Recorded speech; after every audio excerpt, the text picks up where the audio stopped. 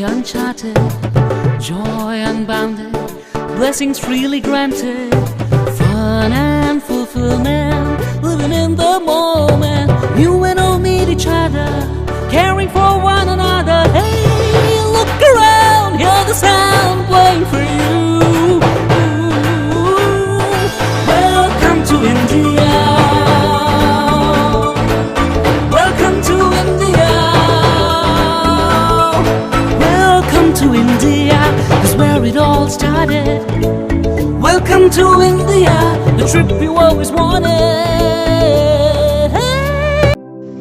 Welcome to India, the trip you always wanted. Yeah, welcome, namaste, vadakkam. आओ पधारो माने देश. इंडिया, भारत, हिंदुस्तान, ये है क्या? ये है गरबा के रास खेलते तो कहीं भवाई वाला डांस, लस्सी पी के भांगड़ा पावे तो रसगुल्ले की मिठास, इडली डोसा सांभर बोले या खमन ढोकला फाफड़ा, केरी खा के तो मानो सब एक रंग में हो जाते. रंग तो होली का रंग तो रंग नहीं, हमारे जीवन में खुशी का बौछार है.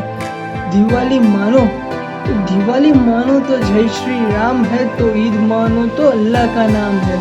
हिंदू मुस्लिम सिख पारसी सब यहाँ भाई भाई है.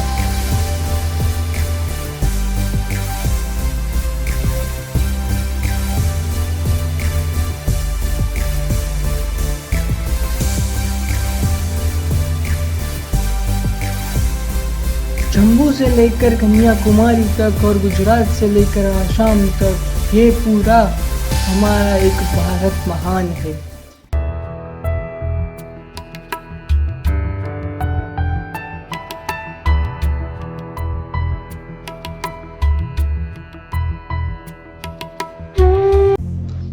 हमें अपने भारत पे गर्व क्यों है, इतना प्राउड क्यों है? बिकॉज हमारे भारत ने number system, navigation, calendar, dance, music और उसके साथ साथ और कहीं भी spirituality, astronomy, literature, science, engineering, construction, mathematics, agriculture, business और कॉन्स्टिट्यूशन ऑफ नेचुरल लॉ, यही तो भारत का गर्व है. तो आज का टॉपिक क्या है? इंडिया. इंडिया का ऐसा ही कुछ टैलेंट, ऐसा ही कुछ आर्ट, नाम रोगन आर्ट.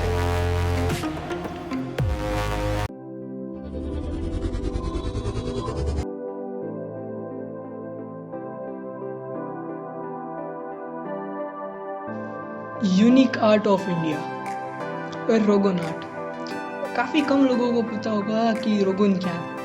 रोगन आर्ट एक ऐसा आर्ट है जिसको कोई एक क्लॉथ पे डिजाइन बनाने में काम आता है. ऐसी beautiful design without any drawing, without any before preparation, direct drawing, just वाव.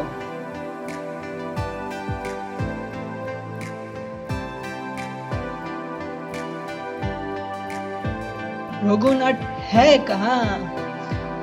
वहीं जहां हम हैं, गुजरात.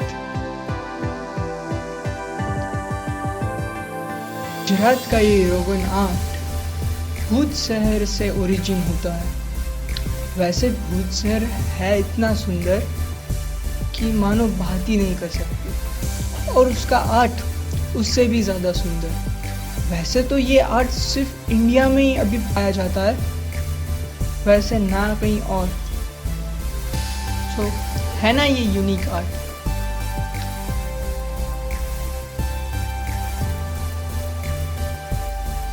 ये है पूरा भुज और ये रहा ड्रैगन आर्ट.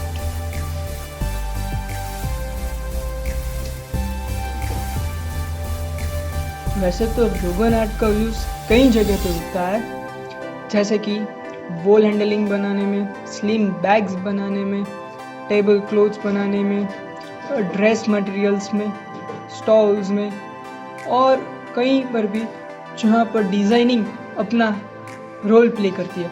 वैसे तो रोगन आर्ट ने काफी सारे अवार्ड्स अचीव किए हुए हैं.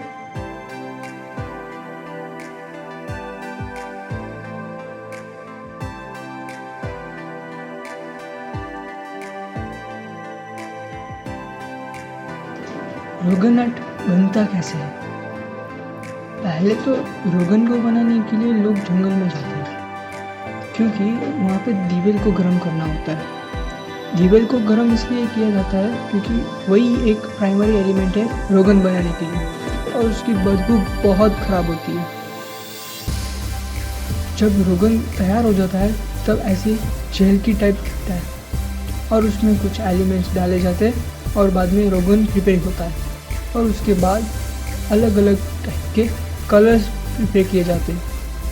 कलर के साथ थोड़ा पिगमेंट्स डाला जाता है, और उसको कलर के साथ पिगमेंट और कलर सबको मिक्स किया जाता है, और इसी तरह से एक रोगन को पानी में डाल तैयार हो जाता है।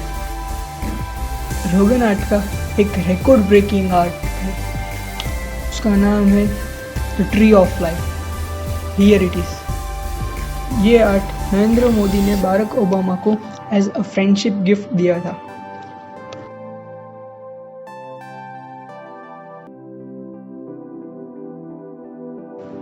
हमारा इंडियन कल्चर ही ऐसा है, एक बार जो चीज़ आ गई उसको एक्सटेंड नहीं होने देते।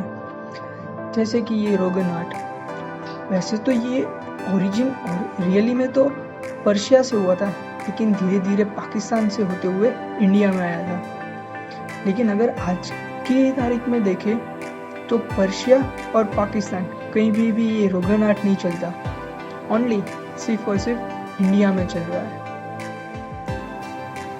इंडिया में रोगन आर्ट इसलिए चल रहा है क्योंकि यहाँ के आर्टिस्ट उसको एक्सटेंड नहीं होने दे रहे। यहाँ का रोगन आर्ट जनरेशन टू जनरेशन चला आ रहा है। यहाँ पर गुजरात के भुज एरिया के निरोला गांव में घर घर चले आ रहा है।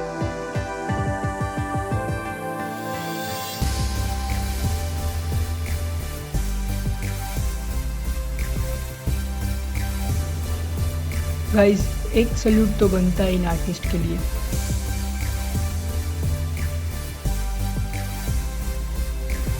सिर्फ इंडियन आर्मी और फार्मर्स ही नहीं, यहाँ के ये आर्टिस्ट भी महान हैं, तो इनकी भी रिस्पेक्ट बनती है आज इंडिपेंडेंस के दिन, जिन्होंने ये आर्ट जनरेशन से संभाल के रखा हुआ है। और इन्हीं आर्टिस्ट के कारण भारत का गर्व है।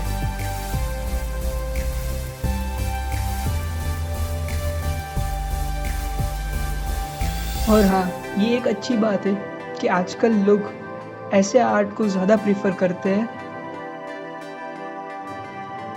इन आर्टिस्ट के साथ साथ ये आर्ट इसलिए भी आज तक जिंदा है क्योंकि आजकल के लोग इसे खरीद रहे हैं, और यही तो बात है हमारे भारत की।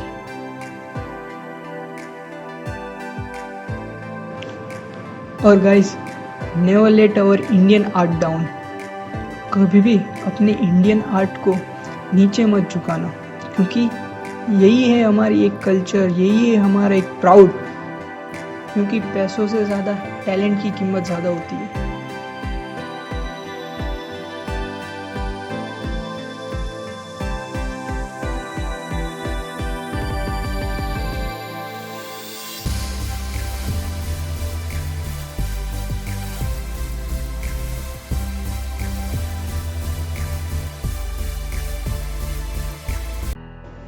माँ, भारत को माँ समझा जाता है, और ऐसे देश पर हम गर्व होना चाहिए, और यही वो चीज़ है जो इस देश को महान देश बनाती है। That's why India is a great